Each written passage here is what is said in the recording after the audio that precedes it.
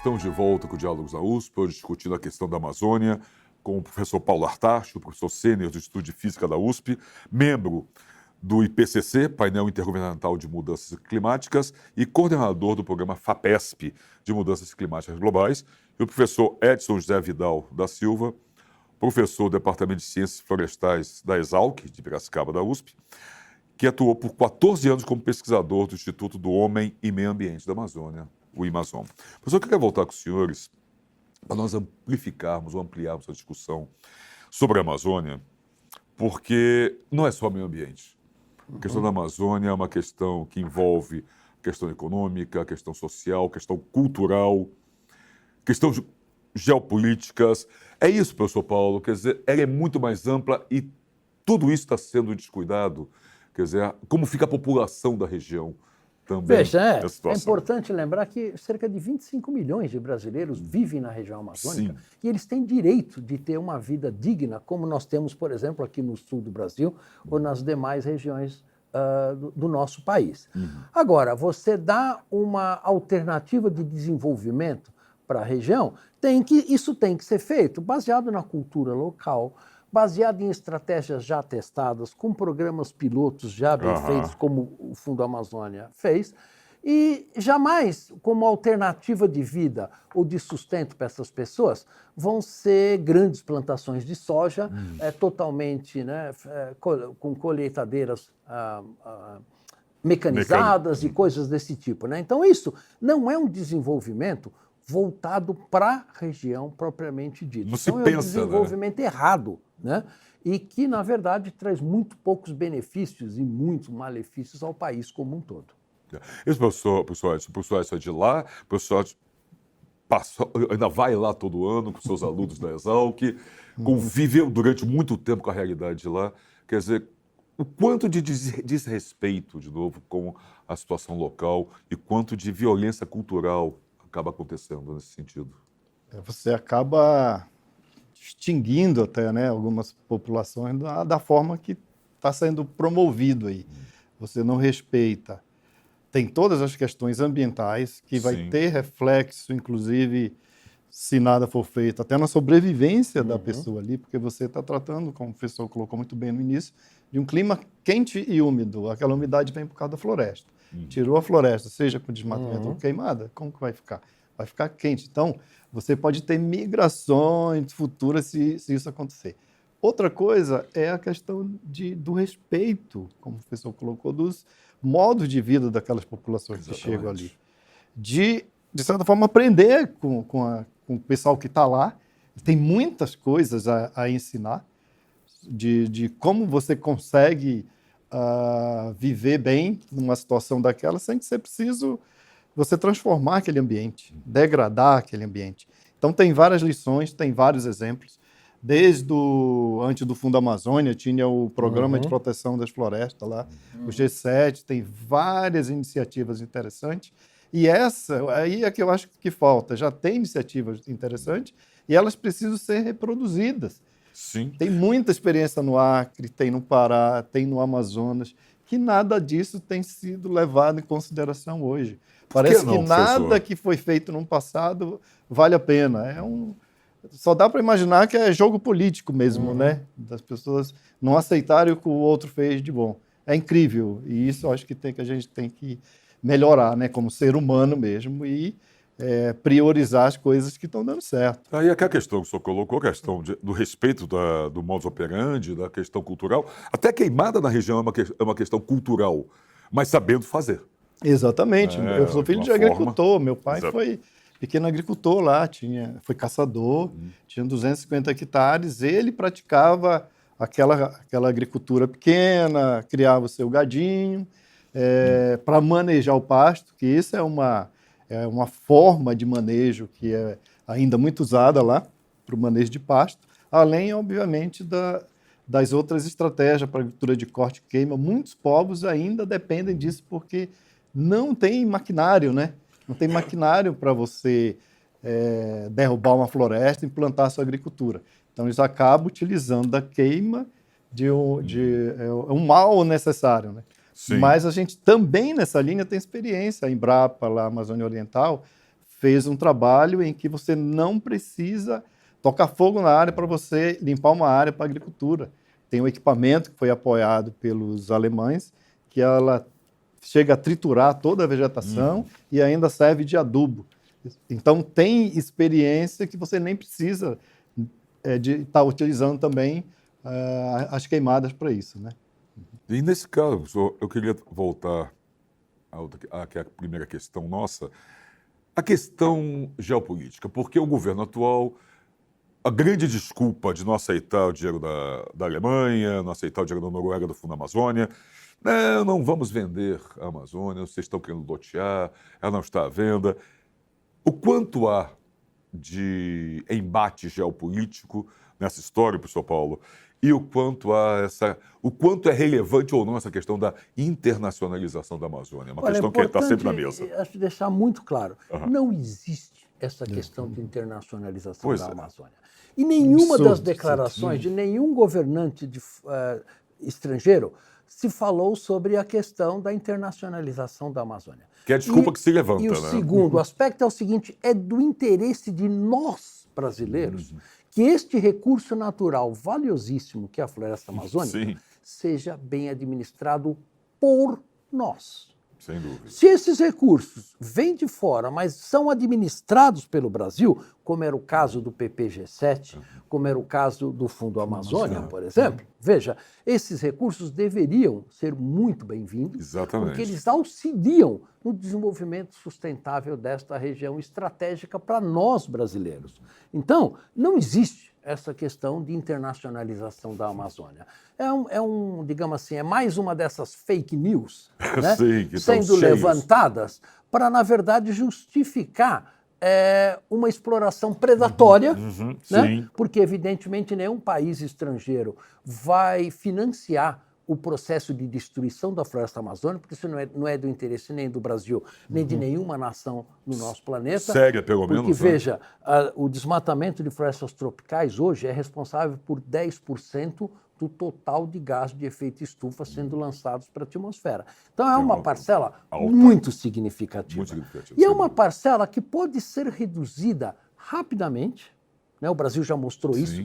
O Brasil desmatava em 2003 28 mil quilômetros quadrados de floresta por ano. Em 2013, esse número foi reduzido para 4 mil quilômetros quadrados por ano. É possível, mostrando que é possível, não custa muito dinheiro, né? É fácil de fazer, mas você precisa ter vontade política para fazer isso. Né? E, evidentemente, recursos de fora do Brasil, mas administrados pelos brasileiros, são de muito interesse, porque, evidentemente, você precisa de políticas consequentes, você precisa dar uma estratégias econômicas para a ocupação da região, e para isso você precisa de capital. Sem dúvida. Professor Edson, você concorda? Quer dizer, o caminho é esse. E outra coisa, então, essa questão da internacionalização, como o senhor Paulo colocou tão bem, quer dizer, não existe isso, quer dizer, ninguém está querendo comprar a Amazônia. Sabe? Ou ocupar a Amazônia. Ou ocupar a Amazônia, mas é a tecla que o presidente e o ministro do Meio Ambiente sistematicamente tocam. Sem trocadilho, é uma cortina de fumaça, é um diversionismo só para distrair enquanto outras coisas estão sendo feitas? Nos parece que é esse o caminho mesmo, né? Porque é bem claro a mensagem desse governo. É produzir de qualquer forma. Existe muitas unidades de conservação, existe muita terra indígena que está, no entendimento deles, isso está atrapalhando o tal do nosso desenvolvimento. Uma forma totalmente errada de promover algo que tenha desenvolvimento e uso mais sustentável daquela região, né? Acho que a gente tem várias outras estratégias a ser pensadas. A gente tem muitas florestas que poderiam ser manejadas. A gente tem agora uma lei de concessão de floresta em que o produtor ele é mais visado, o silvicultor. Essa área não é uma área privada, essa área é do governo. E, através de processos de licitação, você pode entrar naquela área e pagar recursos para o governo, pagar recursos que vai para o município, que está carente, vai para o Estado, vai para os órgãos ambientais. e vai para a nação, vai para o IBAMA e vai para o governo federal. Eu vejo assim como uma estratégia muito interessante que todos ganham nesse processo. Sem dúvida. E a gente tem agora uma lei que você pode utilizar a floresta de forma sustentável. Tanto produtos madeireiros como produtos não madeireiros também. E ainda, além do mais, utilizando essa floresta dessa forma, você mantém vários outros serviços ecossistêmicos da floresta. Então, a gente tem alternativas que não seja essa que está sendo sempre promovida pela atual conjuntura nossa. Parece que nós estamos vivendo um samba de uma nota só, nesse sentido, né? Que não saímos disso, né, professor Paulo? Sim, sem dúvida nenhuma. E é o samba de uma nota só que está sendo muito prejudicial Exatamente. Muito a mal todos tocado, os né? brasileiros, né?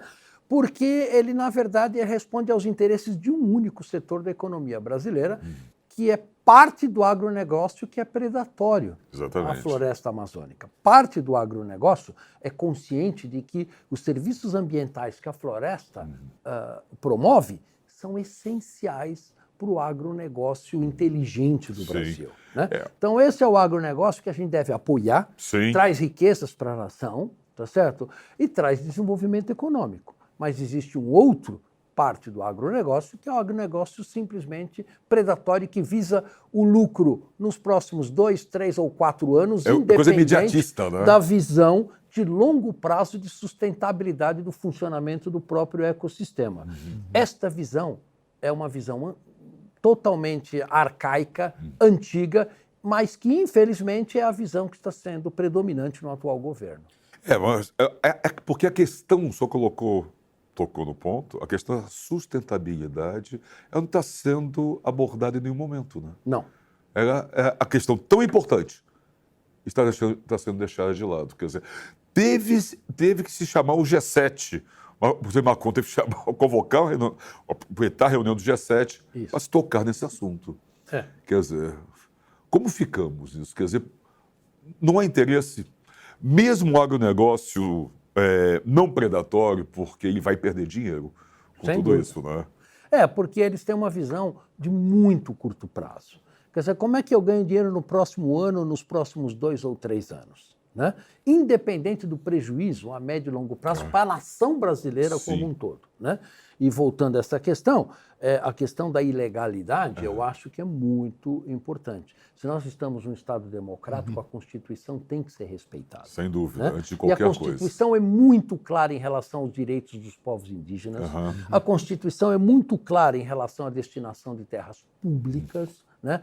E nós temos que voltar a ter uma Constituição que todos nós brasileiros, digamos, possamos dizer claramente, a Constituição está sendo respeitada. Coisa que não está acontecendo agora, professor Edson. E aí, no meio dessa balbúrdia toda, nós temos falas, discursos oficiais que vão por outros caminhos completamente diferentes, como dizer que a culpa das queimadas é das ONGs. E depois volta atrás. Né? E aí, no meio disso, a gente vai ter, daqui a um mês, o Sínodo da Amazônia, que vai para o Vaticano, e o Papa já disse essa semana que não quer políticos no meio do Sínodo. É um sinal claro de que eles estão atrapalhando muito mais do que qualquer outra coisa, professor Edson? Não tem nenhuma dúvida. Eu conheci esse documento está espetacular, respeitando os modos de vida da população lá que vive na floresta e estimulando o uso de forma mais equilibrada daquele ambiente. Por incrível que pareça, veio da Igreja Católica, né? Eu não tenho nenhuma dúvida que isso não deve ser separado de política mesmo, né? É uma estratégia completamente diferente e o que eles estão fazendo é trazendo, de fato, realidade mesmo, porque foi feito estudo para se chegar nisso, né?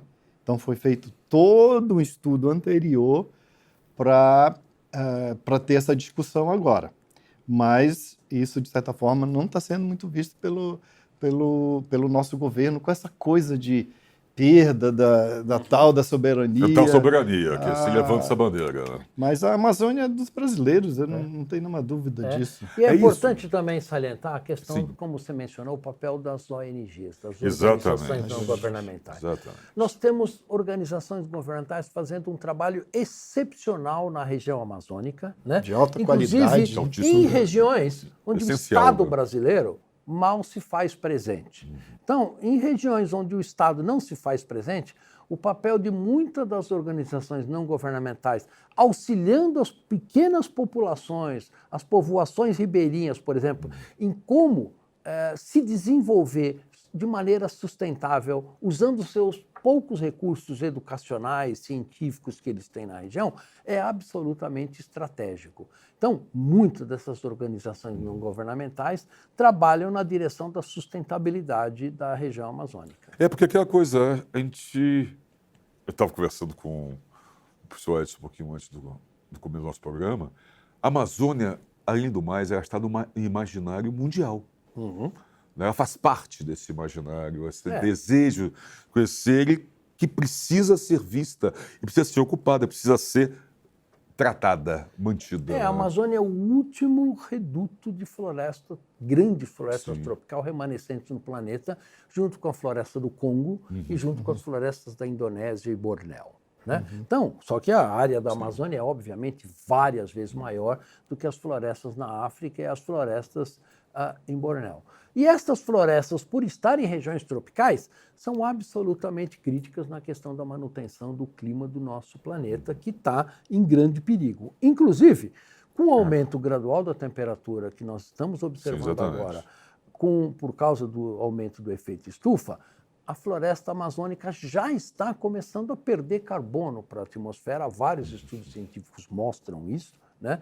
E de que isto também é um perigo adicional que a floresta está tendo, além do processo de ocupação predatório, que é a destruição pelas mudanças climáticas, que está alterando o padrão de chuvas, está alterando está promovendo o aumento da temperatura na região. E vai alterar a composição das espécies que tem Mudar a ali, biodiversidade, porque dependendo das espécies, elas são mais tolerantes ou menos tolerantes ao aumento da temperatura ou alteração no padrão de precipitação. Então, esse é um outro perigo que mostra que, se nós queremos trabalhar realmente pela preservação da floresta amazônica, nós temos que reduzir a queima de combustíveis fósseis no planeta como um todo. Isso é absolutamente estratégico. Não adianta só parar a destruição da floresta amazônica e imaginar que nós podemos continuar está tudo resolvido, né? Combustível fóssil da maneira como nós estamos fazendo hoje. Porque vamos lembrar o seguinte, do ponto de vista de emissão de gás de efeito estufa, a Amazônia e as florestas tropicais são responsáveis por 10% das emissões. Mas a queima de combustíveis fósseis é responsável por 90%. Então, se nós não fizermos nada do ponto de vista de redução das emissões desses 90%, olha, praticamente não importa o que nós vamos fazer. Não com vai os resolver o 10%. problema. Exatamente, acaba ficando irrelevante. Então, né? Esta é uma questão que, por exemplo, na minha opinião, o governo brasileiro devia explorar de uma maneira mais intensa. Quer dizer, os países desenvolvidos têm também que fazer a parte deles de reduzir, de implementar o Acordo de Paris, reduzir as emissões de gás de efeito estufa, porque a floresta amazônica também depende de um clima estável no nosso planeta. Exatamente, que pessoal, quer dizer, até nesse momento, quando o governo tenta devolver para os outros países a sua responsabilidade, acaba tropeçando e faz errado, né? Exatamente. Acaba se atropelando. Esse que é Quando teria razão, até como o professor Paulo está falando, para dar uma cobrada. Olha, todo mundo, é participação de todo mundo. Exato. E não aproveita a oportunidade que tem, né? Exato. 10, como ele falou, 10%, Exatamente. Mas vários outros países, nessa guerra de economia e ambiente, não querem alterar o seu padrão de consumo, sua parte industrial, e eles têm também que resolver fazer a sua lição de casa. Fazer a sua lição, porque é uma lição de todo mundo, né? No final das contas. Não seria somente a gente. O problema é que a gente está indo contra tudo isso também, né? E, infelizmente, do ponto de vista mais, pensando a nível mais de estratégia internacional, que ela tem que ser muito bem pensada pelo nosso governo. Nós estamos chegando quase a uma reta final do nosso programa. Eu queria trazer para os senhores pelo menos uma grande questão, quer dizer, ou duas. Uma, Nós estamos vendo como está os focos de queimada não param de crescer lá na Amazônia nesse mês, como falamos no começo, né? São, até agora, mais de 47 mil focos de queimada. Se isso tem como ser estancado. Outra coisa, que soluções sustentáveis, interessantes, bem pensadas, inteligentes podem ser dadas para o trabalho na Amazônia, para o cuidado e uma questão econômica com sustentabilidade, professor Paulo. Temos nós falamos do manejo no começo, né? A sua primeira questão. É possível você combater incêndios florestais de esporte? A resposta claramente é sim. Desde que você tenha um sistema que o Estado brasileiro disponha das ferramentas para fazer isso. Então, o Brasil, o IBAMA tinha uma seção que chamava-se Previfogo, exatamente o sistema de prevenção de incêndios florestais, que tinha centenas de brigadistas que ia para o campo apagar esses grandes incêndios florestais. Acontece que na atual administração, a quantidade de pessoal e de recursos para esse Previfogo foi praticamente eliminada. Então, mesmo que o Estado brasileiro queira apagar esses incêndios, hoje é muito difícil, porque você não faz isso mandando 40 mil soldados do Exército para a região, sem ser treinados, sem equipamentos, sem aviões para jogar água e apagar esses incêndios, sem treinamento próprio, sem suporte de trabalho de campo na parte de meteorologia, para onde está indo a direção de vento, para onde Isto era o que o Previfogo fazia, por exemplo, num trabalho belíssimo do IBAMA e que realmente mostrou que em várias unidades de conservação você consegue realmente controlar esses grandes incêndios florestais. Acontece que o IBAMA precisa ser reequipado para fazer isto, e isso é estratégico para o país. Exatamente. Né? E, na verdade, o atual ministro do Meio Ambiente praticamente eliminou as secretarias regionais do IBAMA na região amazônica, né? Elas estão sem condições de funcionar. Algumas secretarias do Pará, por exemplo, têm um funcionário para fiscalizar uma área absolutamente imensa, né? Sem equipamentos, sem veículos, sem recursos de gasolina, etc. e tal. Então, fica só uma proteção, entre aspas, de fachada. O Brasil exige que nós tenhamos um sistema de prevenção de incêndios que funcione, com brigadistas prontos para atuar, e isto é possível. Você pode reduzir em grande escala o dano desses grandes incêndios se você tiver um sistema que o Estado brasileiro continue a promover, como tínhamos até alguns anos atrás. Está por aí, professor Edson. E a questão econômica, como se trabalhar na Amazônia com sustentabilidade, para nós agora realmente encerrarmos? Então, eu penso que a gente tem que pensar no zoneamento mesmo daquela região. Acho que tem regiões que já foram abertas e que cabe até vários estados do Brasil que muitas das vezes foram desmatadas e estão abandonadas. Essas áreas elas poderiam ser intensificadas sem haver necessidade de não derrubar um hectare, não riscar um palito de fósforo naquela região, intensificar essa área. E já foram feitos vários estudos relacionados com isso, né? Foi feito um estudo quando eu estava no Amazon, com o pessoal do Banco Mundial, Robert Schneider, em que eles dividiram a Amazônia em 3 Amazônias. Uma Amazônia bem úmida, que é aquela Amazônia que manejo florestal de produto madeireiro e não madeireiro poderia ocorrer naquela região.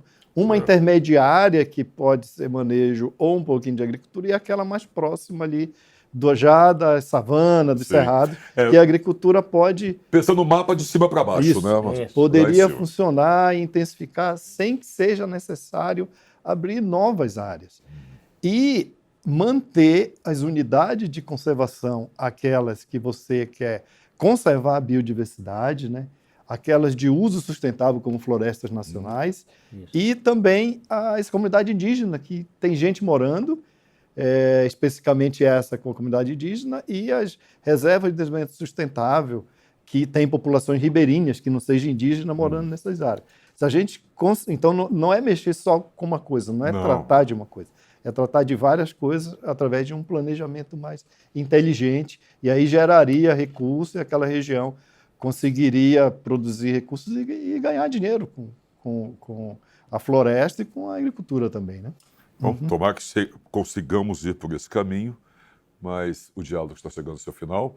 Queria agradecer muitíssimo ao professor Paulo Artacho, professor sênior do Estudo de Física da USP, membro, entre outros painéis científicos internacionais do IPCC, o painel intergovernamental de mudanças climáticas, e coordenador do programa FAPESP de mudanças climáticas globais, e o professor Edson José Vidal da Silva, professor do Departamento de Ciências Florestais da Escola Superior de Agricultura Luiz de Queiroz, ESALC, da USP em Piracicaba, que atuou por 14 anos como pesquisador do Instituto do Homem e Meio Ambiente da Amazônia, o IMAZON. Professores, muito obrigado pelos Obrigado a você, foi um obrigado. prazer. Riquíssimo. Foi um prazer foi também nosso. participar. Muito obrigado. Obrigado.